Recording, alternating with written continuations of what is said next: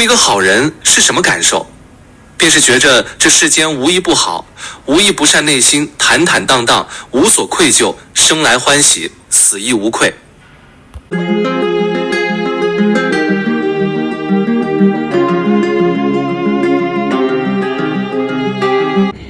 I am now going to go on to the next period, starting in 2015, and what has happened in the last 10 years.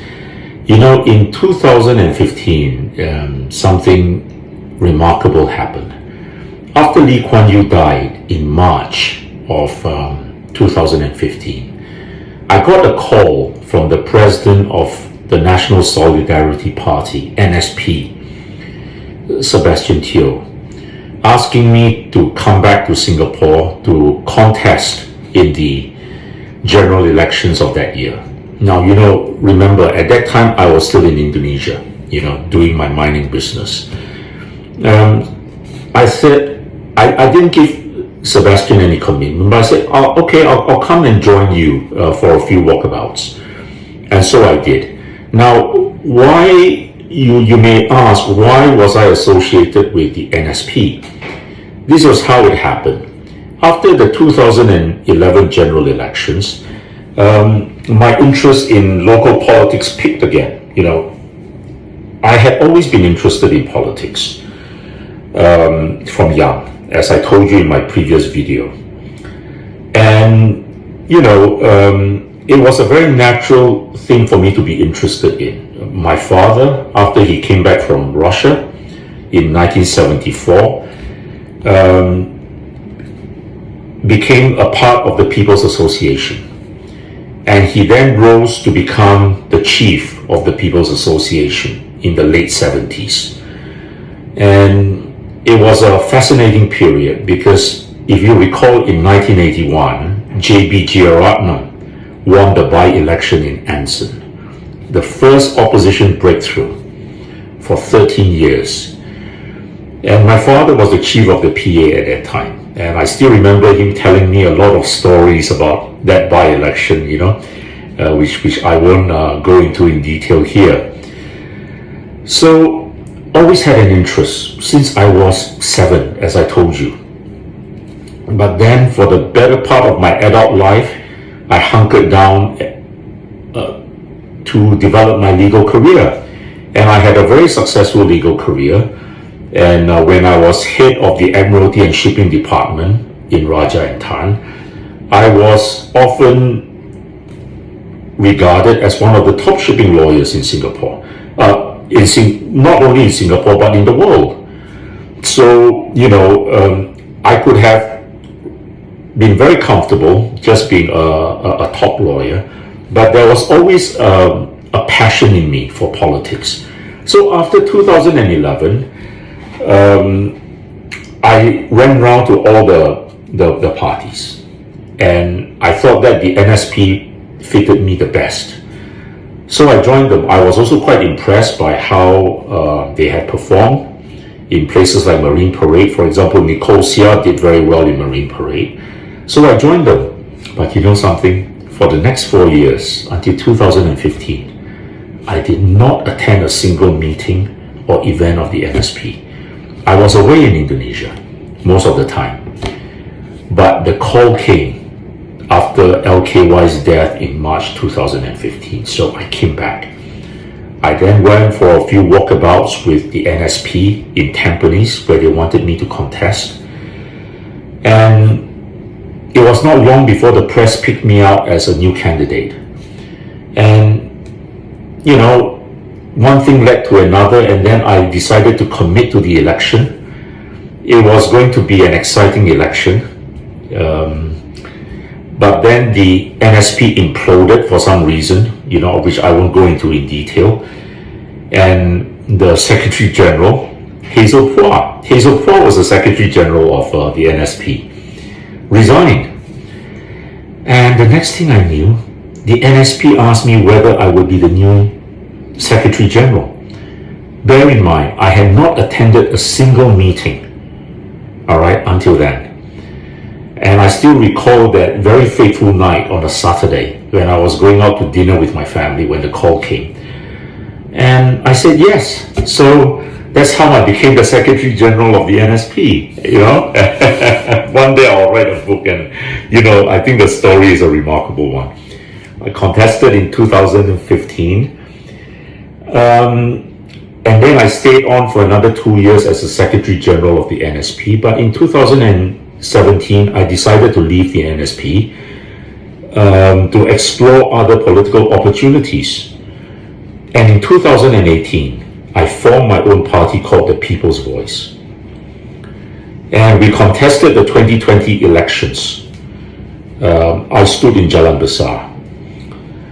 Now, I resumed the practice of law in Singapore in 2017. But my legal career took on a very different track.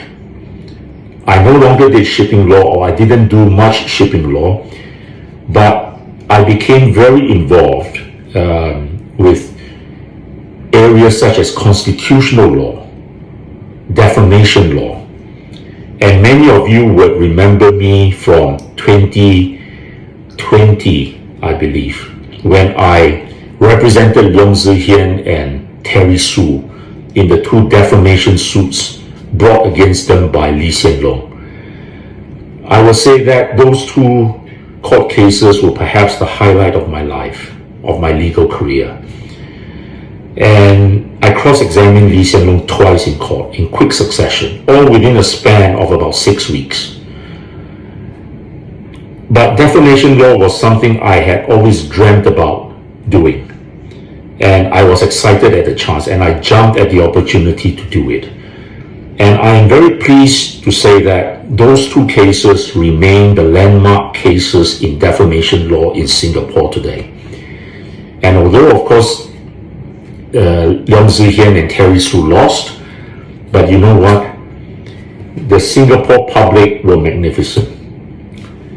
We crowdfunded and we raised every dollar and cent to pay off the damages and the costs that Lee Hsien Loong was awarded.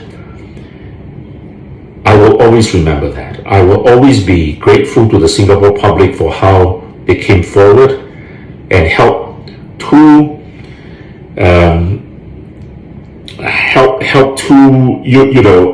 underdogs, all right, to fend off the challenge. And as a result of those 2 cases, the damages awarded were also relatively low. The Prime Minister then got no more than $200,000, not the damages of several $100,000 or millions. All right. And you know, the funny thing is that as a result of those 2 cases today, if you sue for defamation and you try to sue in the High Court will tell you, look here, you should go to the lower courts, the district court, and sue there, because there's a monetary jurisdiction, right? The monetary jurisdiction for the district court is up to $250,000. Only if your claim is a claim that is genuinely above $250,000 should you be suing in the High Court. So inevitably, when people try to sue in the High Court for defamation, the court will look askance at them and say, well, what are you doing? You should be going to sue in the district courts.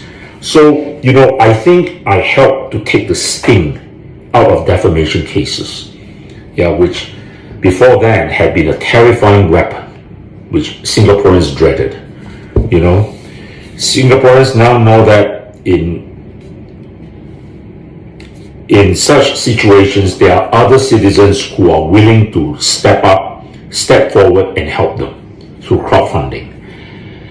And also throughout the last few years, I have been involved in some of the most significant constitutional and administrative law cases. I have done several POFMA cases. You know, we have taken out judicial review. I have taken them out on behalf of people like TOC, challenging the decisions of government agencies such as IMDA. So, and I think those cases have also set important precedents for the development of the law in Singapore. So it is quite a departure from what I did from my days in Joanne Napier and Raja and Tan, where I was basically involved with money cases, cases which involve money. But here, in the later part of my legal career, I have been fighting to save, people from defamation suits and challenging decisions which are of constitutional importance and which I regard as even more important than money cases. And so here we are today, 2025, and this will be my third election. And I'm running as a candidate in Potong Pasir SMC. I think that we have a very good chance of winning Potong Pasir this year. I am asking all the people who support the opposition to coalesce around my candidacy because I think I'm best placed to defeat the PAP candidate. And my political philosophy has obviously evolved over the years, and I have become more attuned than ever to the hardships faced by many Singaporeans in their own country, in the face of overwhelming odds in areas such as jobs. Because I have spoken to so many Singaporeans, very well qualified Singaporeans, who have lost their jobs to foreigners. When I made my political debut in 2015 and I went on to debate Lawrence Wong and Denise Phua in that television debate, I made a statement which became quite famous later. I said Singapore has the best qualified taxi drivers, the best educated taxi drivers in the world. And sometimes when I take taxis or I take Grab, I'm astounded at the level of education of the drivers. But the sad thing is that they cannot find jobs that are befitting their qualifications and status. I don't look down on Grab drivers, I don't look down on taxi drivers, but these people are some of our brightest and best people, and they should have a better career path. And that is why I fight so hard for Singaporeans to have priority for jobs. That is why I am against harmful treaties like SECA, which do not benefit ordinary Singaporeans. The benefits do not trickle down to ordinary Singaporeans, but the sluice gates of immigration are wide open for foreigners to come in, to take away the breakfast, lunches, and dinners of Singaporeans. And I hate to see Singaporeans being virtually job refugees in their homeland. I think this is not right, because being the citizen of a country, your government must protect you. And there is no more worthwhile area for a government to protect a citizen than in jobs, because a job defines your dignity for many people. With a good job, a good paying job, you can support a family, you can raise children. And we are having terrible problems in our country today, with the total fertility rate being a disastrous 0.97. I'm interested in helping young couples to have their own homes so that they can move out, start a family, procreate. I want to lower the cost of living. I want to lower the cost of public housing, which is ridiculous. And today Singapore has the world's most expensive public housing. It was only a generation ago when Singaporeans considered owning a HDB a birthright. Today, more and more Singaporeans see even a HDB as out of reach. We must put that right, my friends. We have many problems in this country. And in this election, I ask you to vote for the opposition, because that is your path to a better life. If you continue voting for the PAP, your life is going to become more and more difficult in the next 5 to 10 years. People must realize that.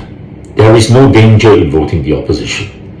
The PAP, this time around, will still be the government, but they have been a terrible government for the last 5 years.